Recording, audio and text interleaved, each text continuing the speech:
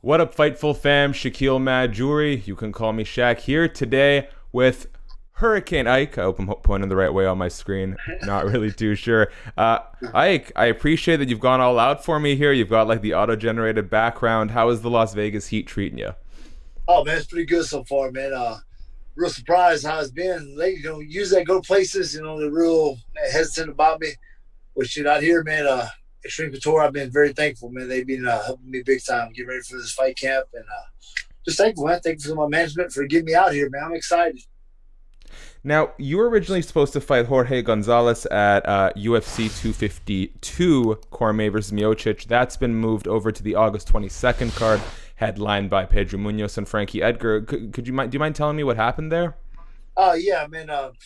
According to them, he had some visa issues, and we're Mm-hmm. already getting prepared for that. They offered me a last minute replacement, but we're like, man, we made the decision to just keep the same opponent. We'll wait another week. Give me another week to train out here in Vegas, and man, I'm good for it, man. I'm excited, and I'm ready to go, man. Hey, but another week training with the Extreme Couture, that's a plus, bro. Because man, every day there's talent all in that room. 100%. Now, I did ask you before the fight. I couldn't nail it over this phone, but we got a big international scene in MMA. A lot of last names that people might not be pronouncing right. I'd love to put the community up on game. Can you please tell me how you pronounce your full name? Yeah, yeah. Ike Villanueva. There Yeah. we go. Not Villanueva. Villanueva, yeah. Villanueva's, you'll see it more Americanized, but back home, Villanueva. That's how they say it back home. Where is back home? Houston, Texas. Houston, Texas. Lovely. Now, I saw in your preparation for this fight, you were working under Jake Ellenberger's coaching a bit. Can you tell me a little bit about what it was like getting to spend some time preparing with a veteran like Jake? Oh, man, it was awesome, man. Jake runs a great wrestling program Wednesdays here at Extreme Couture, man. And it's loaded, man. There's a lot of guys, a lot of high-quality wrestlers out here. And Jordan De Castro, man, he brought one of his buddies from Boston. And this guy's legit, man. So it was great wrestling. Jake, man, he has all the little tips that he can help out fighters with, little secrets, just the little stuff he can, tweaks up in the training regimen. But a little, man, a lot of takedown defense, a lot of, little stuff to get the takedowns. It was helpful, and I enjoyed it. I'd like to think that you learn oftentimes more in failure than in success. Your last outing against Chase Sherman did not go your way, but can you kind of tell me what you gathered from that fight?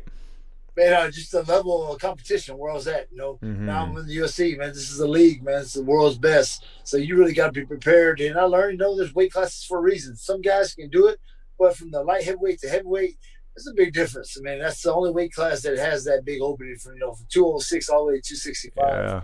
And I found out, man, I took it on short notice, but that was just a blue collar guy hit me.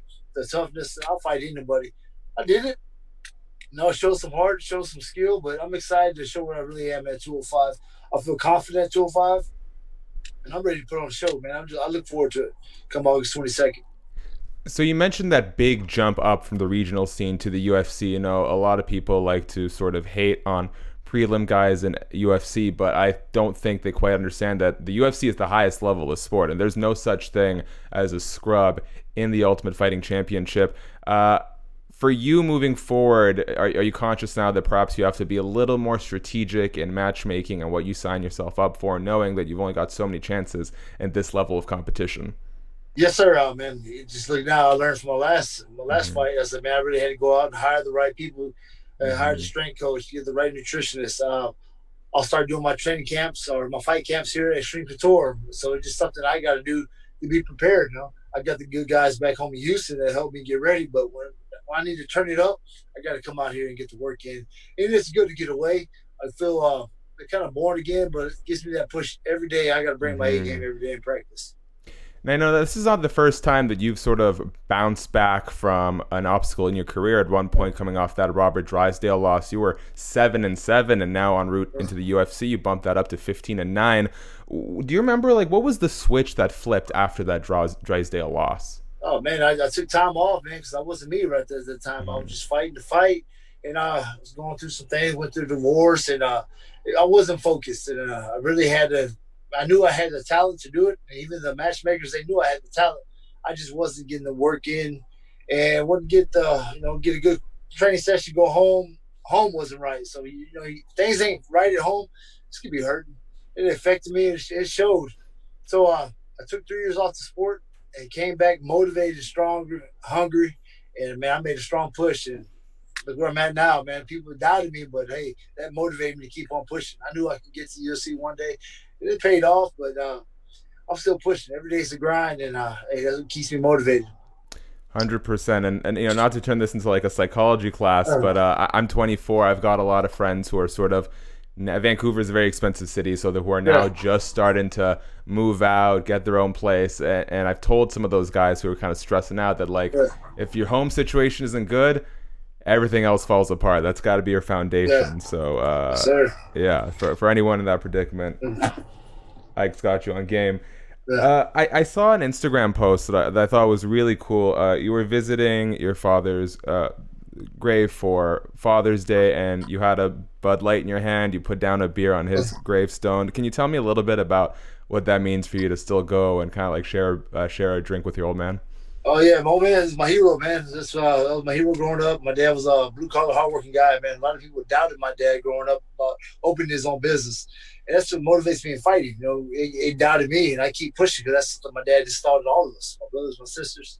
But that right there, you know, you always make time for your pops, no matter what you go through. I know there's those days that, you know, I miss time with my pops. I wasn't there to have a beer with them. And, man, those are those times where you just go back and just sit at the graveyard and drink a beer with them and just talk, man. You may not hear in the back, but just, man, it feels good to be there around them. And just a tradition I always carry on, man. Me and my brothers do it all the time. It's pretty awesome. Yeah, man, that's a really beautiful tradition. Appreciate it. So do you kind of carry your dad with you when you're going into your fight camps when you compete? Oh, no doubt, man. Every time I get in there, man, you know, I kiss the chest, I point to the sky every time I step in that cage. I just let him know, hey, man, he got my back, he's with me. I just all paying my respects, man. That's all it is. 100%. As we wrap up, when you sort of examine Jorge Gonzalez, you know, obviously this is, I think, his UFC debut. Yeah. When you kind of assess him and break him down, what's the biggest advantage you possess heading into this fight, and what is the biggest advantage he possesses? Man, I'm gonna tell you this much: he better shoot. He better go for a takedown. He better go for a takedown, because if he don't, it's gonna be a long night for Jorge. He's like a bull coming forward, and man, he's striking wise. Yeah, I don't see he's caliber wise on my level, but man, I'm excited for the challenge. I know he comes, you know, like a bull, straightforward. This is all the hard hit Mexicans from Mexico come. But man, my job is to break him down. Coach Eric Nixick, he got a great game plan, so we're ready to break him down. And I'm excited for the matchup, man, because it's one of those things where, you know, it has fight of the night or some kind of bonus written all over it for me. I just got to make the most of it and go perform in front of Dana White and everybody, all the fans. So I'm excited. All the fans watching from home. Last thing for you, I saw you post a little homage to Street Jesus, Jorge Masvidal on Instagram. Yeah. We're all Jorge Masvidal fans, but I'm wondering, what is it in particular that makes you a fan? Man, there's no BS. He's straight to the point, man. He'll tell you where he comes from. He's a rough guy. He came for nothing, and look where he's at now. That motivates guys like us that come for nothing. People who written us off. The Street Jesus, they thought what gets me is when they call us journeyman. We're just journeymen in the sport. Don't let the record fool you, man. We took some early fights, took some early defeats. Is what you do after the defeat. And you can see in my record what I do after defeats. I come back motivated. I come back hungry. That's what Jorge does. And, man, I feed off that, man. He didn't pull it off, but shit, you see what he did in 1 week notice. He took that takedown defense he has. Wow, he just ran hands down. Nobody did that to Usman. And he had to go through another game plan to beat Masvidal. But hey, man, I'm a big fan of his, and man, he motivates me, and that's why I keep on pushing. Hurricane Ike, you fight Jorge Gonzalez at Fight Night Munoz versus Edgar on August 22nd. I want to thank you so much for making the time today, man. Best of luck in your fight, and we'll catch up next time. Hey, brother, thank you so much.